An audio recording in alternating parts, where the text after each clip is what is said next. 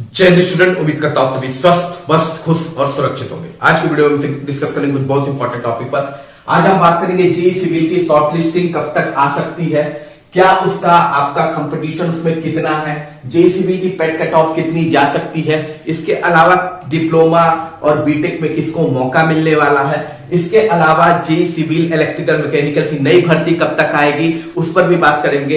इसके अलावा हम बात करेंगे एजीटीए के आयोग में बच्चे गए थे, आयोग ने बताया है क्या क्या गलतियां करेंगे तो आपका डीवी रिजेक्ट हो सकता है, मतलब डॉक्यूमेंट वेरिफिकेशन रिजेक्ट हो सकता है। क्या होगा अगर आपने गलत अपलोड कर दिया है, कास्ट सर्टिफिकेट, डोमिसाइल सर्टिफिकेट कब का होना चाहिए, सारी बातों पे मैं डिस्कस करूंगा। तो इससे पहले चैनल पे जो भी नए हैं चैनल को लाइक और सब्सक्राइब कर दीजिए, वीडियो अच्छा लगे तो शेयर कीजिएगा। इसके अलावा टेलीग्राम और इंस्टाग्राम चैनल फॉलो करने के लिए दोनों का लिंक डिस्क्रिप्शन बॉक्स में मेंशन है, आप वहां जाकर मुझको फॉलो कर सकते हैं। चलिए चलते हैं वीडियो की ओर। तो सबसे पहले बात कर लेते हैं जेईई सिविल भर्ती को लेके, ठीक है। तो देखिए जेईई सिविल की शॉर्ट लिस्टिंग को लेके बच्चे परेशान है। जैसा कि मैंने आपसे कहा था कि जेईई सिविल की एग्जाम डेट किस मंथ में कब पड़ेगी, और बिल्कुल उसी मंथ में आपकी जेईई सिविल की एग्जाम डेट पड़ी हुई है, ठीक है। इसके अलावा अब बच्चों को परेशानी है कि उनकी शॉर्ट लिस्टिंग कब तक आएगी। तो देखिए सबसे इंपॉर्टेंट चीज है कि शॉर्ट लिस्टिंग भी आपकी महीने भर पहले जो भी है आपका कुछ दिन में आपको देखने को मिल जाएगी, ठीक है। मुश्किल से 10, 15, 20 दिन में आपको जेईई सिविल की शॉर्ट लिस्टिंग आपको देखने को मिल सकती है। अब उसमें किसको मौका दिया जाएगा, बीटेक वालों को कि डिप्लोमा वालों को। तो ये याद रखिए कि बीटेक वाले अलाउ नहीं होंगे, कोर्ट ने इजाजत दी है डिप्लोमा वालों को, ठीक है।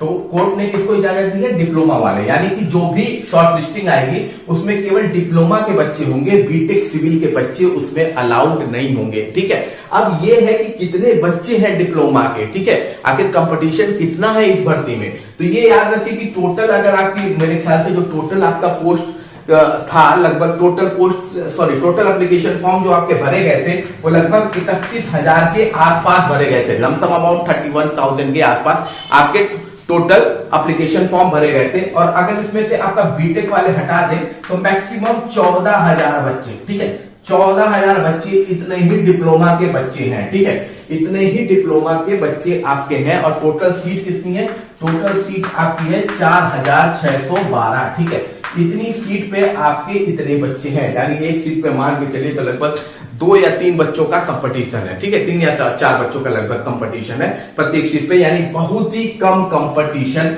आपका इस भर्ती में देखने को मिलने वाला है, ठीक है।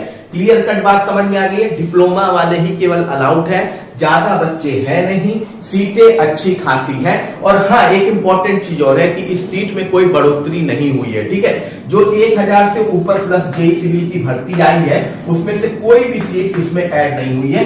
टोटल सीट ये अभी 4,612 आई है, किसी भी तरह का नया उसमें इंक्रीमेंट नहीं किया गया है, ठीक है।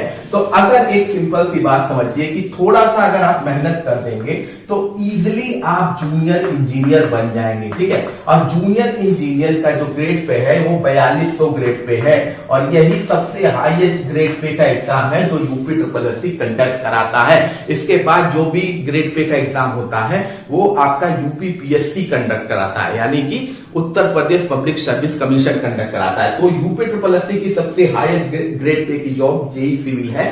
तो अच्छा मौका है, अच्छी सीटें हैं, कम बच्चे हैं, कम कंपटीशन है, थोड़ा सा मेहनत कर दोगे तो हो जाएगा। अब इसमें यह है कि इसकी पेट की कट ऑफ कितनी जा सकती है। तो देखिए पेट की कट ऑफ 1 नंबर, मतलब कोई भी डिप्लोमा होल्डर अगर पेट में 1 नंबर भी पाया है तो वो अपनी प्रिपरेशन शुरू कर दीजिए भाई साहब, आप लोग अपनी प्रिपरेशन सीरियस होकर शुरू कर दीजिए अगर 1 नंबर भी पाए हैं, ठीक है। और इसमें सबसे इंपॉर्टेंट चीज है कि 2 चीज पे आपको ज्यादा फोकस करना है, टेक्निकल पे आपको फोकस करना है, इसमें कोई डाउट नहीं है। इसके अलावा 2 इंपॉर्टेंट चीज है, पहला आपका यूपी स्पेशल, ठीक है। यूपी स्पेशल इसलिए इंपॉर्टेंट है क्योंकि इससे 20 नंबर के क्वेश्चन आएंगे, 20 नंबर के क्वेश्चन इससे आएंगे। और इसके अलावा कंप्यूटर, ठीक है, कंप्यूटर भी इसलिए इंपॉर्टेंट है क्योंकि इससे भी लगभग 15 नंबर के क्वेश्चन आएंगे। यानी टोटल क्वेश्चन की अगर आप बात करें तो 35 क्वेश्चन 100 में से इन 2 सब्जेक्ट से हैं। तो टेक्निकल आपका है ही, टेक्निकल आपका 65 का है, ठीक, टेक्निकल आपका 65 का है, ठीक, जिसमें आप अपनी प्रिपरेशन जम के कर ही रहे हैं। इसके अलावा आप इस 2 पे जरूर फोकस कीजिएगा, क्योंकि देखिए टेक्निकल पे प्रत्येक व्यक्ति फोकस करेगा, लेकिन गेम चेंजर होंगे यूपी स्पेशल और कंप्यूटर, जो इसमें इन 35 नंबर में 30 नंबर, 31 नंबर, 28 नंबर कवर कर लेगा, वो सिलेक्शन के चांसेस उसके सबसे ज्यादा बढ़ जाएंगे, क्योंकि टेक्निकल तो सभी सीरियसली होकर पढ़ेंगे, इसको भी अगर सीरियसली होकर आप लोग पढ़ लेंगे तो आपके चांसेस 100% है कि आपका सिलेक्शन सिविल जूनियर इंजीनियर बनने से आपको कोई भी रोक नहीं सकता है, ठीक है। अब इसके अलावा बच्चों का क्वेश्चन ये भी है कि नई भर्ती का क्या, तो जो नई भर्ती है सिविल, मैकेनिकल, इलेक्ट्रिकल, ये तीनों की भर्ती आएगी और ये तीनों एक ही भर्ती में आएंगे, ठीक है। ऐसा नहीं है कि अलग अलग आएंगे। पिछली बार मैकेनिकल इलेक्ट्रिकल का थोड़ा सा इस सब सीटों को लेकर थोड़ा इशू था, इस वजह से वो इस सिविल भर्ती के साथ आ नहीं पाई, लेकिन इस बार सिविल, मैकेनिकल, इलेक्ट्रिकल हो सकता है तीनों एक ही साथ निकाले और ये भर्ती चुनावी भर्ती होगी, ठीक है। तो ये लगभग 1600-1700 के आसपास आपको ये भर्ती देखने को मिलेगी, हो सकता है उससे थोड़ा सा ज्यादा देखने को मिल जाए, और ये भर्ती आपका इस एग्जाम कंडक्ट होने के बाद देखने को मिलेगी, या एग्जाम कंडक्ट जब आपका हो जाएगा उसके बाद देखने को मिलेगी। नो डाउट है कि इसका प्रोसेस चलता रहेगा आगे का, लेकिन ये भर्ती भी आपको उसी समय देखने को मिल जाएगी। 650 के आसपास मैकेनिकल, इलेक्ट्रिकल की पद आपको देखने को मिलेंगे और 1000 से ऊपर आपको सिविल के पद देखने को मिल जाएंगे, ठीक है। तो एक सिंपल सी बात समझिएगा कि किसी भी तरह की सीट का वो नहीं हुआ है। बुक आप अपने हिसाब से सेलेक्ट कर लीजिए, टेक्निकल बुक आपको कौन सी बेस्ट लगती है वो आप कर लीजिए, और सबसे इंपॉर्टेंट चीज 20 दिन मॉक टेस्ट पेपर जरूर लगा लेना। बिना मॉक टेस्ट पेपर के मत जाना, कम से कम 30 मॉक टेस्ट पेपर जरूर लगाना अगर तुम चाहते हो कि तुम्हारा सिलेक्शन हो जाए और इस झंझट में ना रहो कि यार कि बस बॉर्डर पे है, कैसे होगा कैसे नहीं होगा। तो 30 मॉक टेस्ट जरूर लगा लेना, ठीक है। अब हम बात कर लेते हैं अगली इंपॉर्टेंट अपडेट की। तो अगली इंपॉर्टेंट अपडेट आपकी एजीटीए भर्ती को लेके है, ठीक है। तो एजीटीए भर्ती में भी बच्चों को, कुछ बच्चे आयोग गए थे पता करने की क्या क्या प्रोसेस कैसे करना है क्या नहीं करना है, और मैंने अपनी दोनों वीडियो में जो चीज बताई थी वही चीज आयोग ने बच्चों को बताई है, एक भी लाइन इधर से उधर नहीं हुआ है, ठीक है। सबसे इंपॉर्टेंट चीज है, पहला क्वेश्चन था कि जो ये कास्ट सर्टिफिकेट है, ठीक है, आपका जो कास्ट सर्टिफिकेट है, कास्ट सर्टिफिकेट और आपका डोमिसाइल सर्टिफिकेट, ये आपका पुराना लग सकता है या नया लगेगा, ठीक है। ये क्वेश्चन था। मैंने आपसे क्या कहा था, कास्ट सर्टिफिकेट ओबीसी आपका एससी और एसटी का है, ओबीसी एससी एसटी का है, तो ये नया भी है तब भी चलेगा, पुराना भी है तब भी चलेगा। बहुत पुराना है मतलब भर्ती से भी पुराना है तब भी आपका मान्य हो जाएगा। डोमिसाइल के लिए भी सेम ही कंडीशन है, जिन जिन लोगों को रिजर्वेशन यूज करना है यूपी में, उसका डोमिसाइल नया भी है पुराना भी है तो भी चल जाएगा। बस एक शर्त होनी चाहिए कि वो आपके पास अवेलेबल होना चाहिए, ठीक है। मतलब वो सर्टिफिकेट जो आप अपलोड करेंगे वो आपके पास ओरिजिनल फॉर्म में अवेलेबल जरूर होना चाहिए, तभी आप उसे अपलोड करेंगे, ठीक है। अगर नहीं है तो बिल्कुल अपलोड मत कीजिएगा, ठीक है। तो ये याद रखिएगा, ये बात मैंने आपको पहले भी बताई थी, आयोग ने भी ये बात क्लियर कर दी है कि नया पुराना दोनों चल सकता है, और आपका ये सिंपल सीधी फंडा ये है कि आपका वो सर्टिफिकेट आपके पास अवेलेबल होना चाहिए। ईडब्ल्यूएस का हमेशा मैंने कहा है और वही बात है कि जिस मंथ की भर्ती है, जिस फाइनेंशियल ईयर की भर्ती है, उस फाइनेंशियल ईयर का इकोनॉमिक वीकर सेक्शन का सर्टिफिकेट होना चाहिए।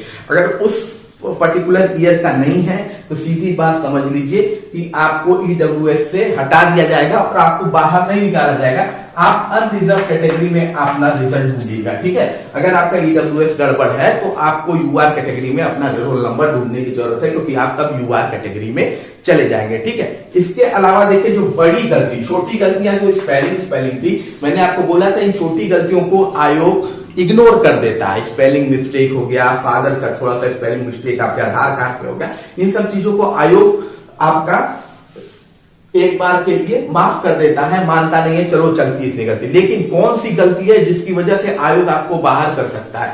सबसे पहले है आपका सर्टिफिकेट नंबर। अगर आपने सर्टिफिकेट नंबर गलत डाला हुआ है, रोल नंबर गलत डाला हुआ है, ठीक है, या आपका सीरियल नंबर गलत डाला हुआ है, ठीक है, ये सब चीजें जो सर्टिफिकेट में मेंशन है पर्टिकुलर नंबर्स, अगर वो आपके गलत हैं तो बिल्कुल आपका डॉक्यूमेंट रिजेक्ट हो जाएगा। ये बड़ा इंपॉर्टेंट चीज है, समझिएगा। स्पेलिंग मिस्टेक कोई बड़ा इशू नहीं है, लेकिन नंबर्स अगर गलत है, नंबर आपके चाहे certificate number, roll number, series number, serial number, जो भी आपके सर्टिफिकेट में मेंशन है, डिग्री पे मेंशन, वो अगर नहीं मिलता है तो बिल्कुल आपका इनवैलिड हो जाएगा डॉक्यूमेंट वेरिफिकेशन। अब इसके बाद एक बड़ा बच्चों में दिक्कत ये है कि भाई गलत अपलोड हो गया है, ये हो गया है, ये कैसे पता चलेगा? अगर मान लीजिए एक बार गलत अपलोड भी हो गया तो क्या होगा आगे का प्रोसेस? तो मैंने आपको इस बारे में भी अपने प्रीवियस वीडियो में जब डीबी स्टार्ट हुई थी तभी बताया था कि देखिए जब आपका ये सब सारी चीजें डॉक्यूमेंट अपलोड का डेट खत्म हो जाएगा, उसके बाद एक लिस्ट निकाली जाएगी आयोग की तरफ से। उस लिस्ट में आपका क्लियर कट बताया जाएगा किन किन बच्चों का डॉक्यूमेंट रिजेक्ट हुआ है और रीजन बताया जाएगा किस वजह से रिजेक्ट हुआ है, और मौका भी दिया जाएगा कि उसको जाके या तो आप लखनऊ पे आप वहां पहुंचिए, अपना डॉक्यूमेंट वहां सबमिट कीजिए, ये मौका भी आपको दिया जाएगा। और वही चीज होगा, देखिएगा आपकी लिस्ट निकलेगी, लिस्ट में दिखाएगा किन किन बच्चों का रिजेक्ट किया गया है, किस रीजन वर्ष रिजेक्ट किया गया है, और आपको इस पर्टिकुलर डेट तक अपना डॉक्यूमेंट लेके लखनऊ पहुंचना है आयोग, यही चीज होगी। तो इसको लेके भी परेशान मत हुई कि अगर डॉक्यूमेंट गलत हो गया तो आपको दोबारा मौका नहीं मिलेगा, बिल्कुल आपको दोबारा मौका दिया जाएगा, ठीक है। तो अगर ये बच्चे जो इतने परेशान हैं, तो मैं आपको बता दूं गलती बस यहां नहीं होनी चाहिए, जो भी आपका series number, certificate number, roll number है, बाकी अगर छोटी मोटी गलतियां हैं, स्पेलिंग मिस्टेक है तो वो चलती है, नहीं तो अदरवाइज आपको फिर आपका एफिडेविट बनवाना ही पड़ेगा, अदरवाइज आप रिजेक्ट हो जाएंगे। बाकी बता दिया है कि आपको एक मौका और दिया जाएगा, ऐसा नहीं है कि यहाँ पे अगर एक बार अपलोडिंग में गलती हो गई तो दोबारा मौका नहीं मिलेगा, एक मौका जरूर आपको आयोग की तरफ से दिया जाने वाला है, ठीक है। तो ये सिंपल सी बात आपको समझ में आ गई होगी, उम्मीद है। अगर फिर भी आपको कोई भी क्वेश्चन एजीटीए से रिलेटेड पूछना है या किसी भी तरह का डाउट अगर आपको लग रहा है तो प्लीज आप पूछ सकते हैं। एनओसी को लेकर मैंने ऑलरेडी आपको बता दिया था कि एनओसी किसको अपलोड करना है, आपका सर्टिफिकेट में महिलाओं को किस साइट का अपलोड करना है ये भी मैंने बता दिया था, फादर साइट का अपलोड करना है। और अगर फिर भी इसके अलावा कोई भी डाउट अगर आपको लगता है तो प्लीज कमेंट बॉक्स में आप जरूर बताइएगा। मिलते हैं अगली वीडियो में। जय हिंद।